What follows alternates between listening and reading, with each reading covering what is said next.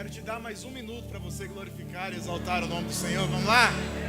Mais um minutinho para você render aí toda a gratidão a esse Deus que já fez tudo por nós e que ainda pode fazer.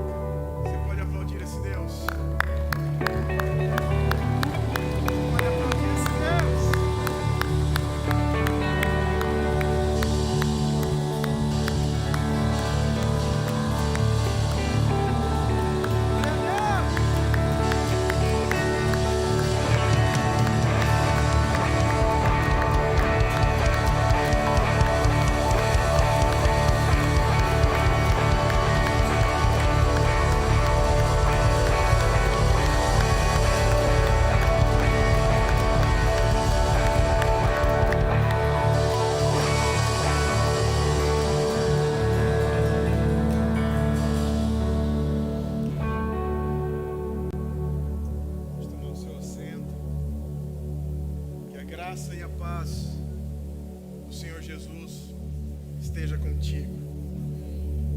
É bom demais poder ter Deus. É bom demais poder ter o Senhor em nossa vida. A gente fica esperando e imaginando o céu, aguardando e imaginando o céu. Ele está chegando. Está chegando.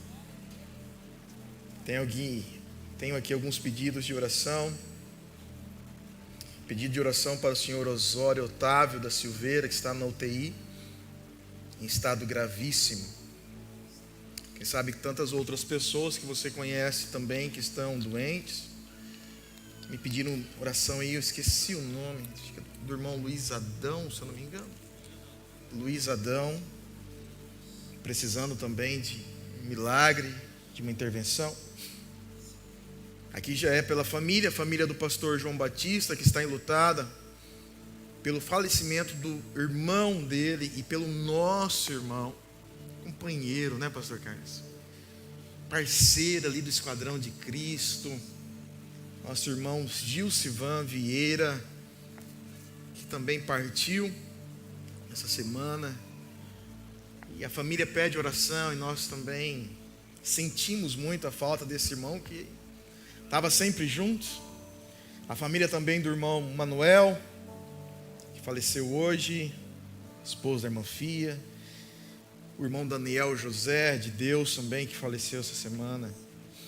São muitos os pedidos dos corações enlutados, das famílias que ainda estão com alguém doente.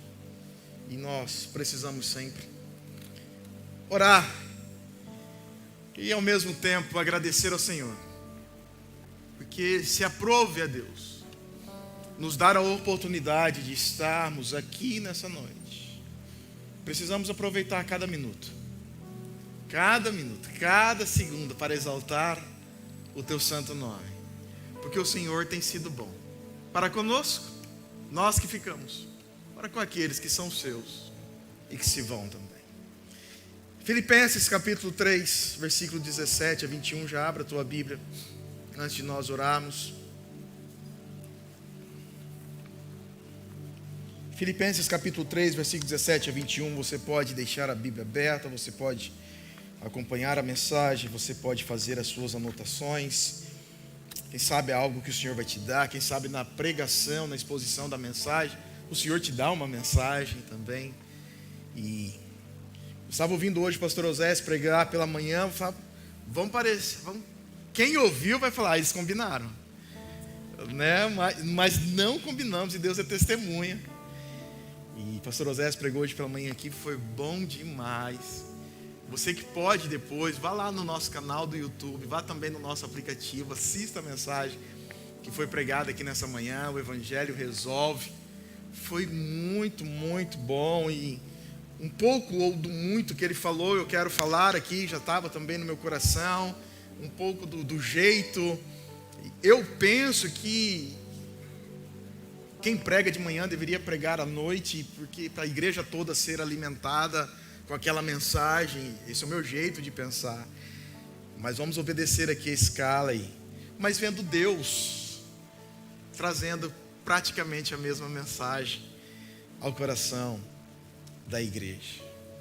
Senhor nosso Deus, amado Pai, apresentamos a vida destes irmãos do Senhor. Ó Pai, o Senhor Osório, que está em estado gravíssimo, o nosso irmão Luiz Adão, nossa irmã Arminda, tantos outros enfermos, doentes, ó Pai, que nós não lembramos o nome aqui, mas o Senhor que conhece cada ovelha sua pelo nome. O Senhor conhece intimamente cada uma dos seus. Então, ó Pai, eu te peço, visita agora os enfermos, os doentes, os que estão em casa se recuperando, os que estão em isolamento, os que estão, ó Deus, nas UTIs, nas enfermarias, os que estão, ó Deus, à espera de uma vaga, os que estão nos corredores, os que estão aguardando o resultado de um exame, ó Pai, aqueles que estão com alguma outra enfermidade que não é o Covid, é a dor, é o câncer, é o mal que não deixa. Visita os enfermos, Pai. Visita também os corações enlutados, que perderam seus entes queridos, netos que perdem o seu avô, pais, ó Pai, que vão, ó Pai, a esposa que fica sem o marido, nós que ficamos sem um companheiro. Pai, visita-nos e visita a família enlutada. Tu que és o Consolador, o Espírito Santo é o Consolador, que o Senhor venha consolar os corações, sustentar em meio à dor. Pedimos ao Senhor para que fale o nosso coração neste momento. Sustenta-nos através da pregação da Tua palavra, nos traga a reverência a ela, e que esta unção possa fluir nos corações através da ministração da Tua palavra, e que tudo que fizermos aqui seja para a Tua glória, e se há algo que for feito que não seja para a Tua glória, que o Senhor tenha misericórdia de nós e nos perdoe. Em nome de Cristo Jesus nós oramos. Amém. E graças a Deus.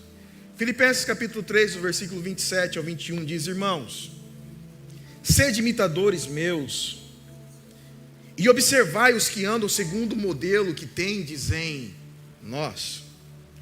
Pois muitos andam entre nós, dos quais repetidas vezes eu vos dizia, e agora vos digo até chorando, que são inimigos da cruz de Cristo. O destino deles é a perdição, o Deus deles é o ventre, e a glória deles está na sua infâmia, visto que só se preocupam com as coisas terrenas. Pois a nossa pátria está nos céus, de onde também aguardamos o Salvador, o Senhor Jesus Cristo, o qual transformará o nosso corpo de humilhação para ser igual ao corpo da sua glória, segundo a eficácia do poder que Ele tem de até subordinar a si todas as coisas. Hoje eu tenho o privilégio e a missão de pregar baseado em um dos textos que eu carrego comigo, como um dos meus favoritos. Eu sei que cada um possui um texto favorito, eu gosto da Bíblia num todo, mas é verdade que nós carregamos alguns textos e nós guardamos em um lugar especial no coração alguns versículos ou capítulos inteiros. E aqui está um dos textos que eu carrego com um carinho muito, muito especial.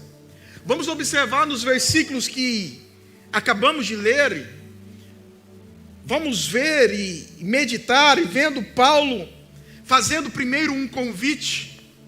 Vamos ver Paulo mostrando um sentimento, e o sentimento é de tristeza.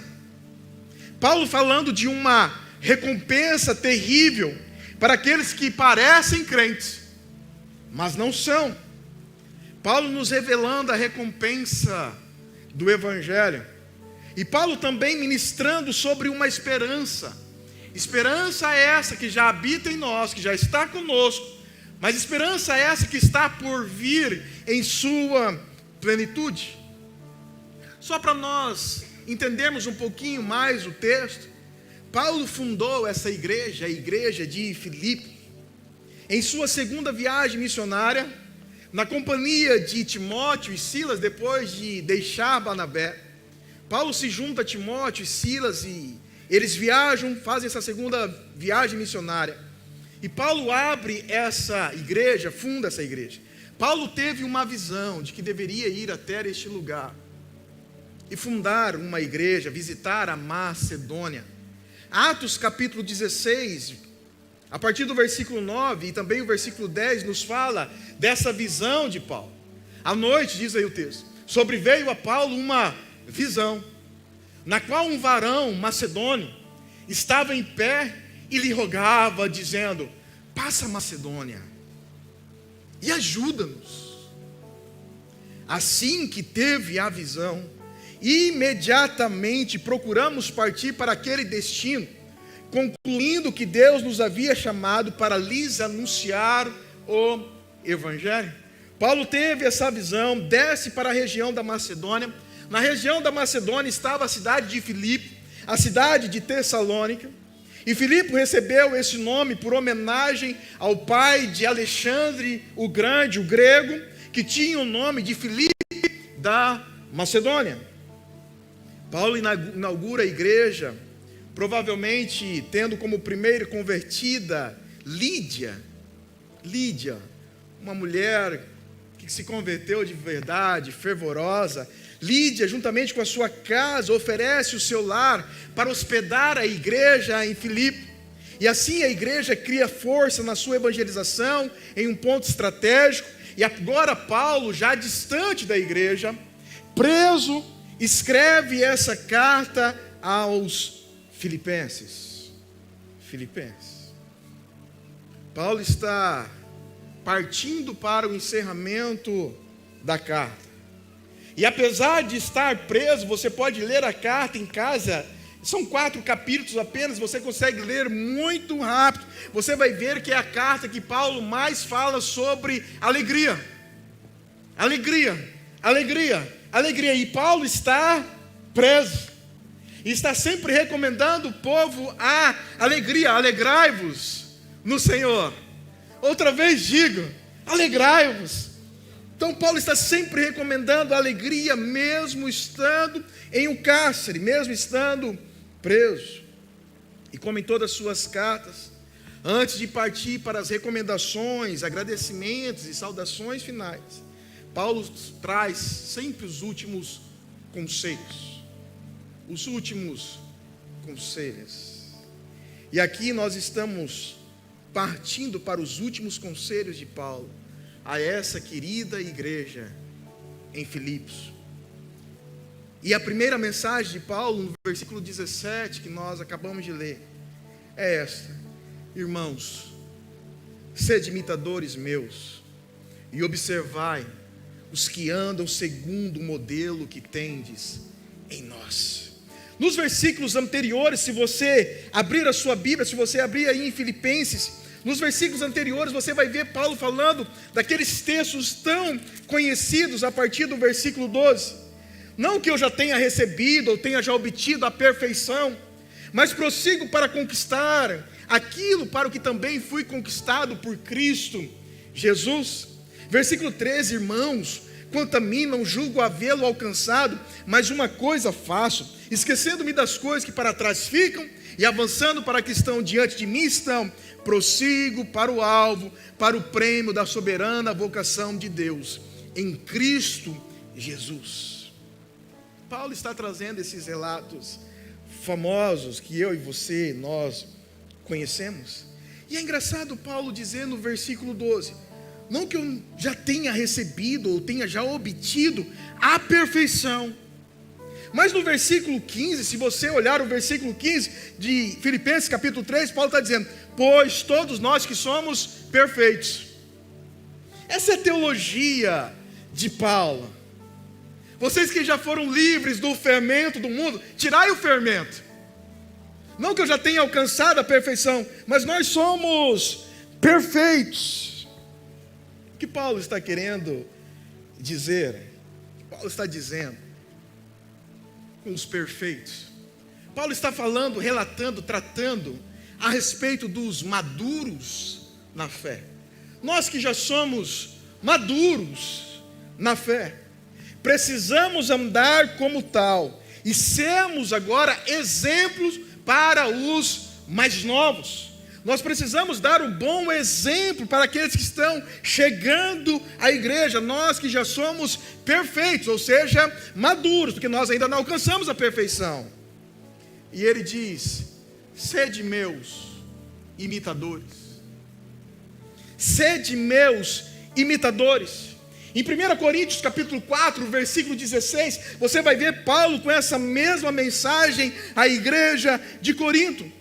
Admoesto-vos que sejais meus imitadores. 1 Coríntios capítulo 11, versículo 1, sede meus imitadores, como eu sou de Cristo. Na primeira carta que Paulo escreve aos Tessalonicenses, no capítulo 1, no verso 6, ele diz, vocês se tornaram nossos imitadores, como também do Senhor.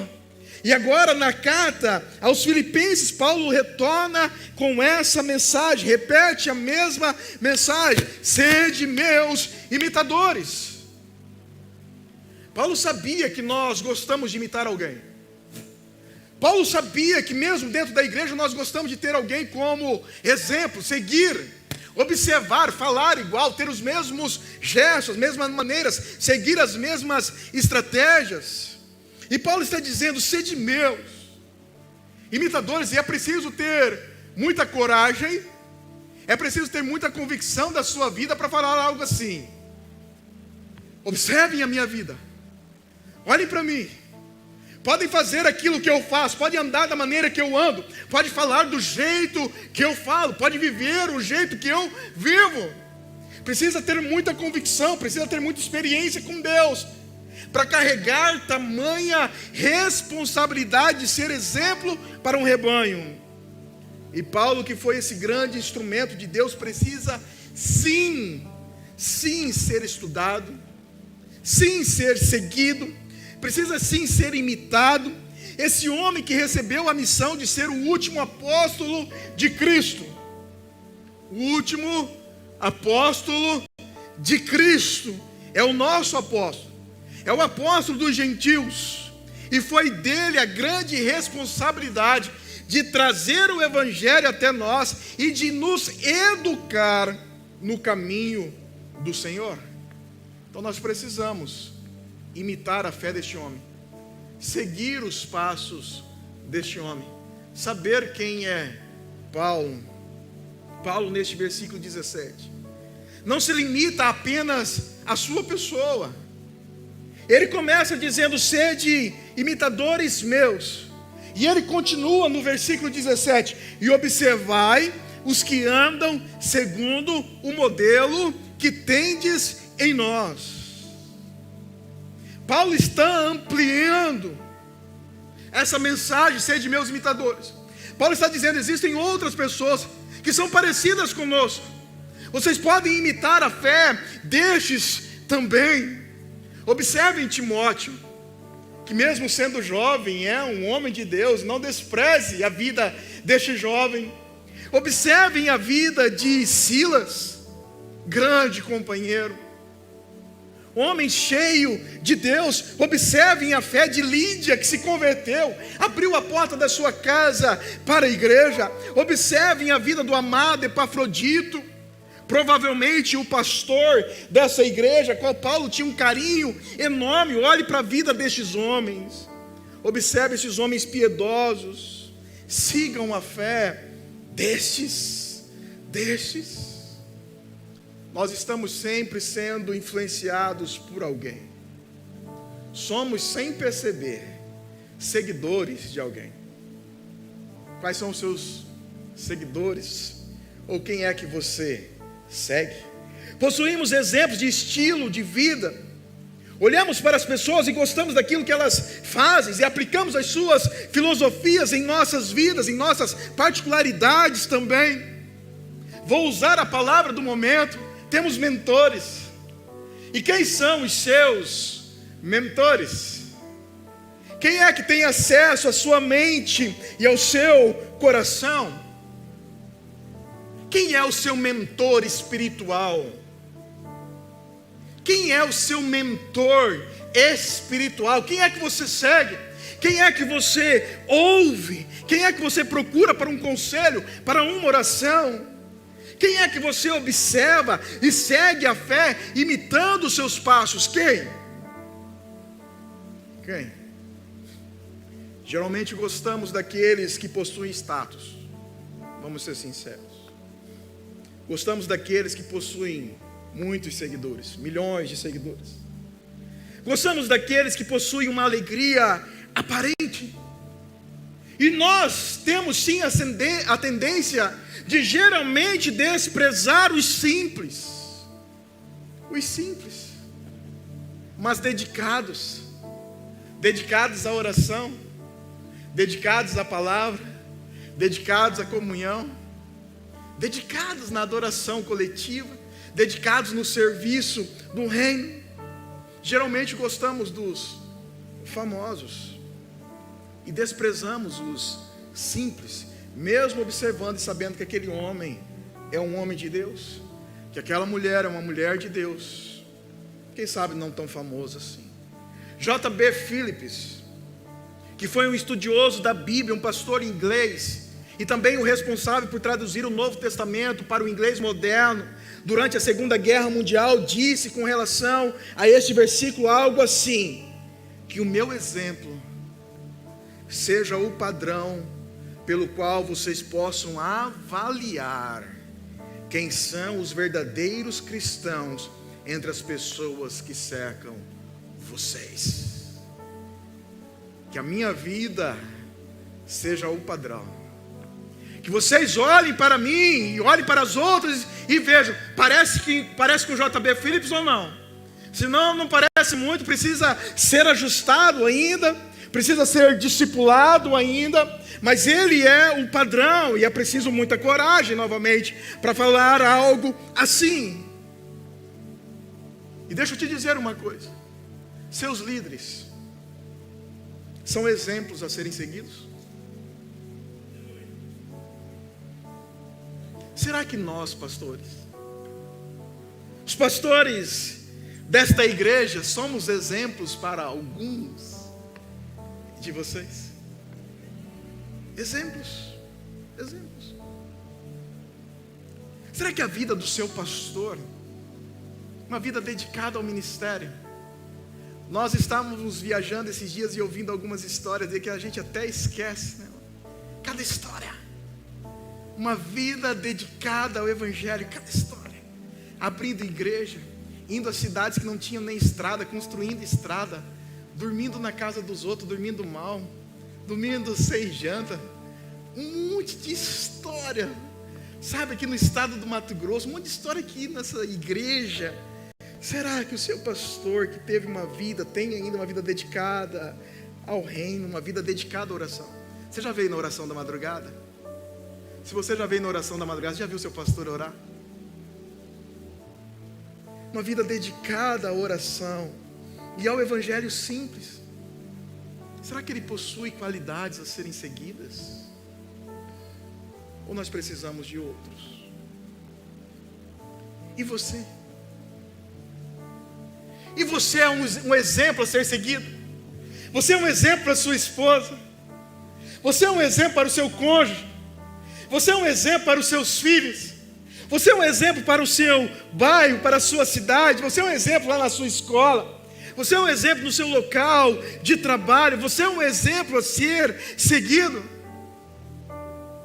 Veja quem nós somos. 2 Coríntios capítulo 2, versículo 14. Paulo fala quem nós somos. Graças, porém, a Deus, que em Cristo sempre nos conduz em triunfo, e por meio de nós manifesta em todo lugar a fragrância do seu conhecimento. Será que nós somos estes? Será que Cristo se revela através de nós? Através da nossa vida? Através das nossas atitudes? Será que nós somos bons exemplos? Será que nós seguimos bons exemplos? Versículo 18.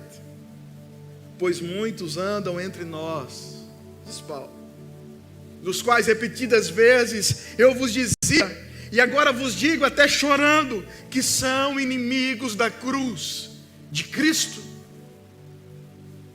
Paulo demonstra aqui agora a sua aflição, a angústia do coração, a sua tristeza. E a primeira tristeza é essa: por quê? Que ao invés de vocês seguirem os bons exemplos da fé, vocês preferem seguir os maus exemplos.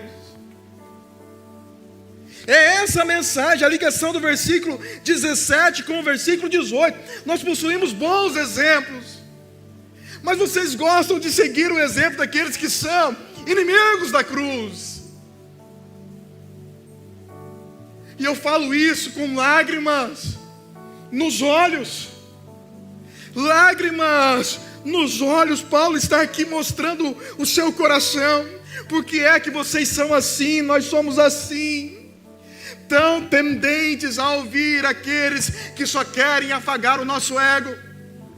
Por que é que nós gostamos tanto da mensagem positiva?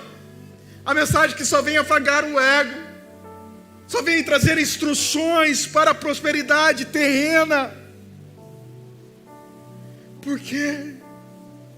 Por que vocês gostam de ouvir aqueles que mercadejam a palavra do Evangelho, aqueles que distorcem este Evangelho, aqueles que não possuem compromisso com a verdade? Paulo está dizendo: eu já fundei a igreja, eu já falei com vocês, eu já instruí. Eu já preguei, agora estou escrevendo com lágrimas. Estou afirmando que existem inimigos da cruz de Cristo que estavam no nosso meio. Nosso meio.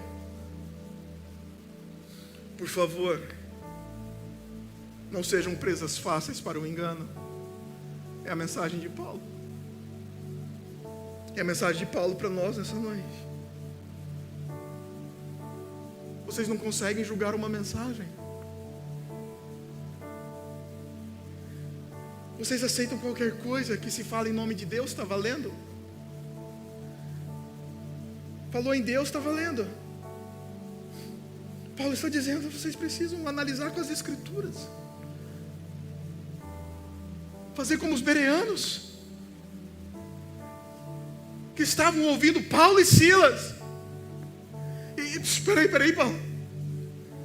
Espera aí, Silas, deixa a gente ver se é assim mesmo. Por que é que nós engolimos tudo que está sendo anunciado, pregado, falado? A mensagem de alguém não pode ser aceitável apenas pela sua aparência, pela eloquência, pela oratória, pela influência, pelo status, pela fama, pela prosperidade. Julgue se aquilo que você está ouvindo, que a pessoa está pregando, está de acordo com as verdades do Evangelho de Cristo. Porque o tempo não mudou. Existem inimigos da cruz até no nosso meio. Essa agonia de Paulo, muitas vezes é a agonia do nosso coração. Muitas vezes é a minha agonia. Quando a gente para observar, e não que eu seja perfeito, como diz Paulo, mas um pouco mais maduro. Quando a gente passa para observar a igreja num todo, e a nossa também, não vamos nos livrar disso, e ver o quanto nós gostamos da fama, o quanto nós julgamos sucesso pela aparência apenas, o quanto apreciamos músicas horizontais,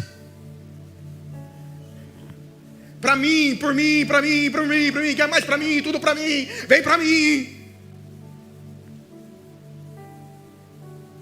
São músicas horizontais.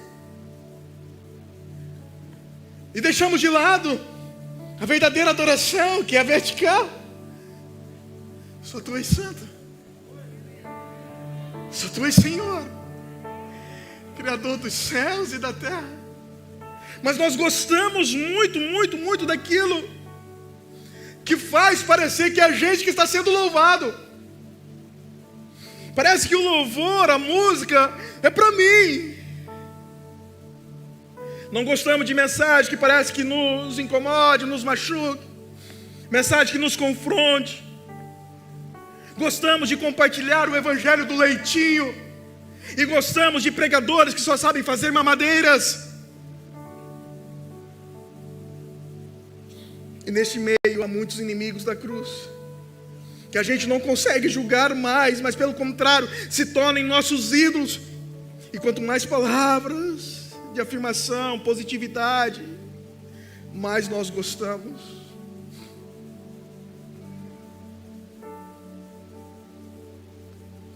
Quem somos nós? Somos aquilo que nós ouvimos. Somos aquilo que nós cantamos. Somos aquilo que nós cremos. Quem é que você segue? Quem é que tem acesso ao seu coração? Existem inimigos da cruz, e o destino deles, que pode ser daqueles que os seguem também, é terrível. Versículo 19. O destino deles é a perdição. O Deus deles é o ventre. Quem tem o Espírito de Deus pode até querer ser enganado, ele pode até deixar, tal, beleza. mas Ele sabe quem é de Deus e quem não é de Deus. Ele sabe. Ele sabe. Ele sabe qual é a intenção. Essa igreja já sabe, tem 40 anos. Qual é a intenção desse pregador? Onde é que ele quer chegar? Essa igreja sabe. Às vezes deixamos levar, mas nós sabemos. Nós sabemos quando existem pessoas assim, o Deus deles é o ventre. E a glória deles está na sua infâmia. Visto só. Essa palavra é muito importante. Só se preocupam com as coisas terrenas. Inimigos da cruz. Que terrível essa recompensa. O destino deles é a perdição. Confesso a vocês, abro meu coração nessa noite, que quando estávamos estudando no seminário e logo nos primeiros passos do ministério, ainda como aspirantes, nós fomos bombardeados, ainda somos, mas fomos bombardeados, assim como hoje, por esse tipo de gente, de pastores, pregadores do sucesso. Para se ter sucesso, você precisa estudar, não estudar para entregar a verdade do Evangelho, estudar para ser bom, para alcançar o coração. Porque a partir do momento que você alcançou o coração, você tem a pessoa na mão. Você precisa alcançar o coração e das multidões, pois com a multidão vem a bajulação, e junto com a bajulação o conforto e a riqueza e coisas terrenas. Fomos bombardeados por esse tipo de gente que uau, que carro do pastor, que jeito, que maneira, jeito de falar e tudo mais, Por que somos assim? Porque preferimos a casta ao invés da essência. E algumas vezes influenciados por esses pastores que estavam obtendo fama e sucesso. Por vezes eu pensei em imitá-los. Pensei em ser um pregador de multidões, pela minha capacidade. Ah, que capacidade! Eu não tinha coragem de falar em público e agora eu já estou achando que quero ser pregador de multidões. Eu não tinha coragem de ler um texto em público agora, não. Meu coração já sendo tomado, inclinado para essas coisas. Mas o Senhor, na sua infinita graça e misericórdia, foi arrancando essas coisas do meu coração. Na sua infinita misericórdia me fez enxergar a beleza da simplicidade do Evangelho e do preço que se deve pagar por ser um seguidor fiel de Cristo. Muitas vezes o preço é de dor, de desprezo, mas vale a pena. Sendo que em um dos processos de misericórdia foi o Senhor nos levar para morar nos Estados Unidos. E lá começar a olhar um pouco para dentro do coração. Começar a observar um pouco mais a minha vida, onde é que eu estava querendo ir, chegar, quem são as pessoas que eu estou seguindo, ouvindo. Lá eu comecei a ouvir um pouco mais a teologia reformada, eu consegui ouvir um pouco mais o pastor John Piper, que eu já falei tanto para vocês. Comecei a observar o exemplo de fé de alguns homens. O Senhor me fez ver o quanto eu deveria seguir a simplicidade do meu Pai, que estava nos meus olhos. Nos meus olhos, na minha frente. Simplicidade de levar a vida cristã com oração, com jejum, com Bíblia. Lá nos Estados Unidos eu comecei a enxergar essas coisas. Lá o Senhor me deu um amigo que me ajudou demais, que me apresentou um pouco mais das verdades da vida piedosa, da teologia reformada. Comecei a olhar para a interpretação das Escrituras. Comecei a aprender a julgar as coisas com muito temor. E graças a Deus, um dia, ao ler esse texto, eu fui convertido. Não que eu já não era salvo, mas fui convertido de uma vez por todas. E meus olhos se abriram para a seriedade do versículo 19. O destino destes é a perdição. Meus olhos se abriram, isso é sério. E o Senhor me fez encontrar uma suficiência absurda no versículo 20. E aquele que queria ser um pregador de multidões, lá nos Estados Unidos, quando pregava para 20 pessoas, 18, 17, no máximo 30. Mas a minha mensagem, minha esposa está aqui, a testemunha, era no mesmo entusiasmo. E a mensagem era a mesma. Não importava se era para 15, 20 ou 1, ou para uma multidão como esta.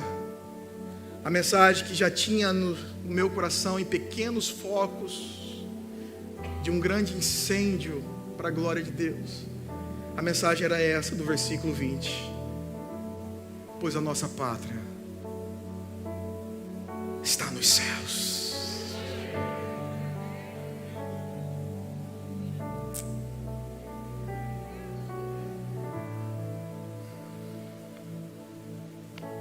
De onde também aguardamos o Salvador, o Senhor Jesus Cristo.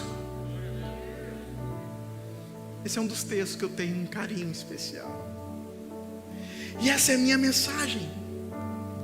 Se tornou a minha mensagem. Cada um possui a sua. Deus usa cada um de um jeito. Essa é a minha mensagem. Esse é o desejo do meu coração.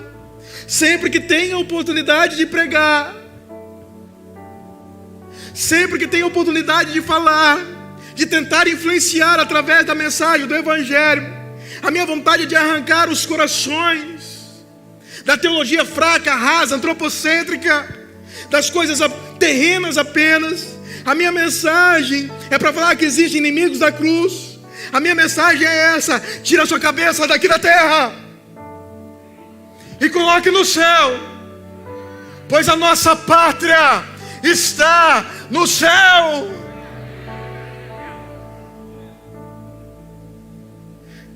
De onde também aguardamos o Salvador.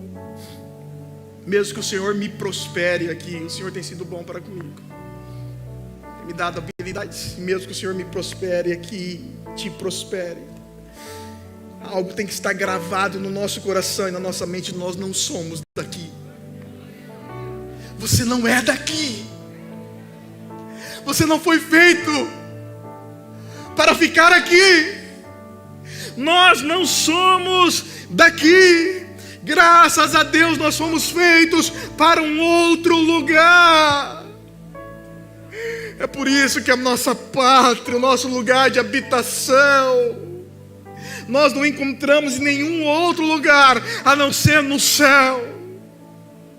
Como diz a música do cantor cristão, Mensagem Real: sou forasteiro aqui, em terra estranha estou, do reino lá do céu, embaixador eu sou, aleluia. Somos forasteiros, peregrinos. É por isso que a gente olha para tudo que há nesse mundo. É legal, é bonito, a gente pode contemplar, mas nada nos satisfaz. E nós somos feitos para um outro lugar. Hoje eu cheguei um pouco tarde em casa, estava pensando na mensagem aqui na igreja, almocei, sentei um pouco no sofá para ver que minha esposa estava assistindo algo com ela, e nós assistimos. Ela gosta muito de construção, arquitetura, essas coisas. Nós assistimos uma casa que eu nunca tinha visto algo do tipo. O cara mostrando os cômodos, as coisas, algo assim que eu nunca tinha visto, não dá para imaginar. E eu falei para ela: imagina o céu, do texto onde Deus é o arquiteto e o construtor. Imagina o céu. Aí eu falei para ela: é por isso que nós vamos receber um novo corpo. Senão por dentro nós iríamos explodir diante de tanta beleza que iremos contemplar no céu, diante da glória de Deus que está naquele lugar, diante da presença do Cordeiro que foi morto, mas ressuscitou, aleluia.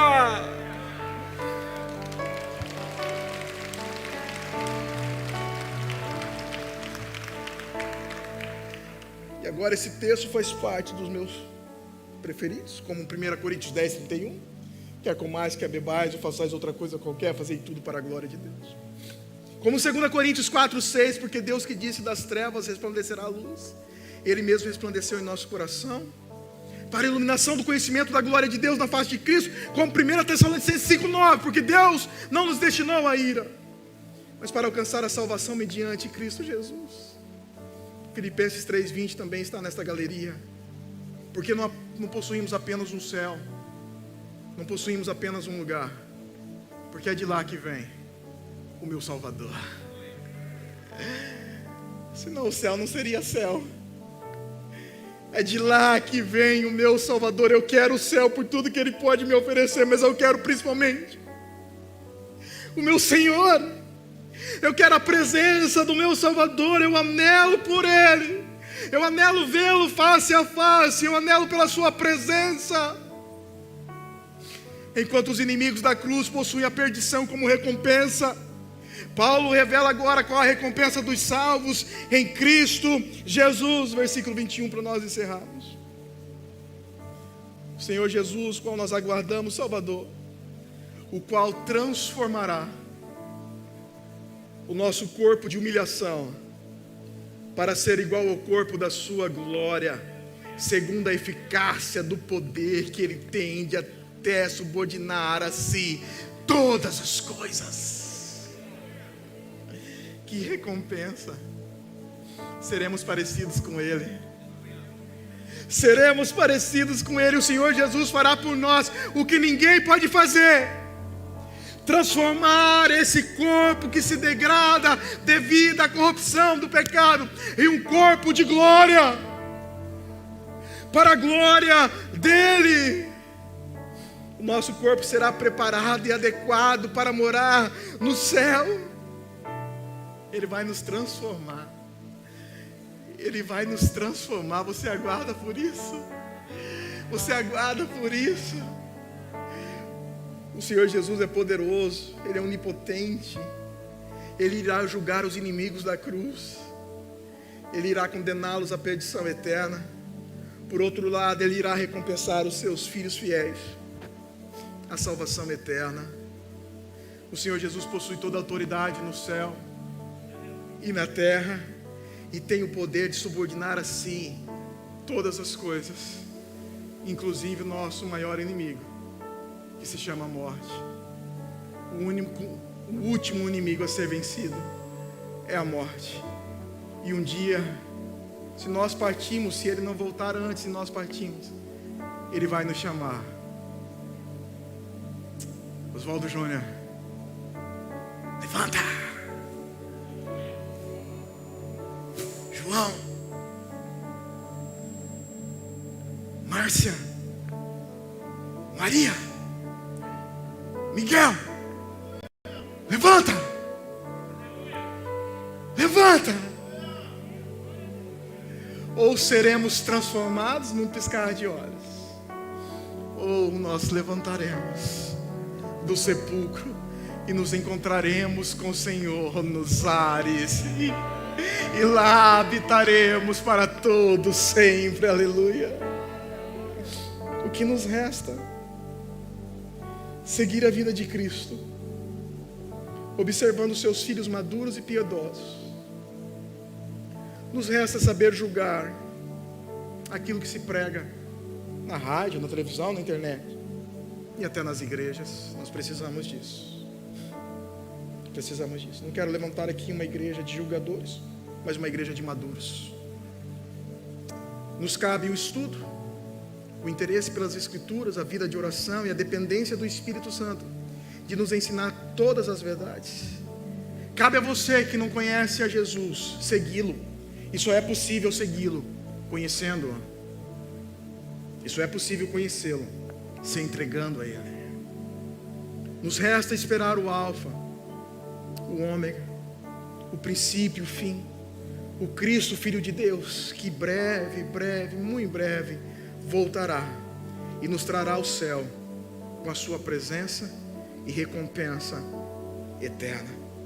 Enquanto estamos aqui na terra, nos resta prestar a este Deus a nossa verdadeira adoração com toda a nossa alma, pregar as verdades do reino e sermos cheios do Espírito Santo.